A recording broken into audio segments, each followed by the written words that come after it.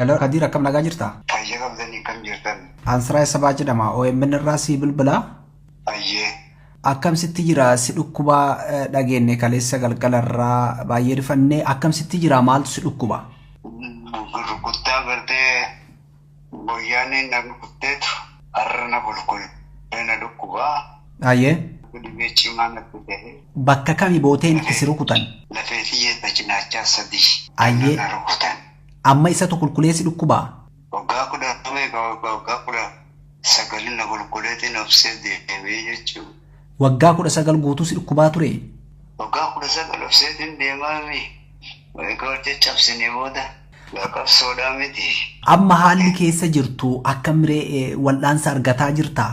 Wal'aansa naa godhaa jiranii. Ayyee. Wal'aansa wal'aansa gartee naa godhaa jiran. Wal'aansa naa godhaa jiranii. Wal'aansa kana maran jirtu naa godhaa jirti. Ayyee. Ganna dhukkubaa. Na dhukkubaa wal'aansa kana naa godhaa jiran isaan tiriitan na godhaa jiran. Yoo duubatti si deebisuu baadhe dhayaa kana mana hidhaatti moo eessatti dhahamte? Yeroo hedduu rukutamaan wanni nin gaa hojjedhus iccitii baasiidha. Iccitiin qabsoodhaa gurguddoo iccitii hin baasu. Abbammaan iccitii kanaatu waan ta'eef iccitii gartee baasuu fi baasuu dhabuu irratti dhugaa dubbachuu fi dhugaa dubbachuu dhabuu irratti akkanuma kaaniituma na caccabsan dameeti kan natumaa baashe. Amma cinaachi kee kan bitaati moo kan mirgaati kasi miidhame? Kan bitaa. Amma UK hospitaala kamitti wal'aanamaa jirta? UK General Hospitaala.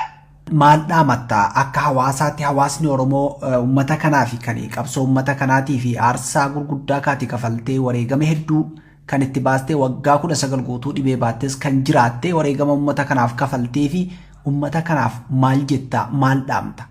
Ani takka biliti jamaal laagootee je'ee gaafadhee ofillee gaafadhee eenyuma ullee gaafadhee ani biyya xiyyaaf maaliin godhee je'eetiin of gaafadha.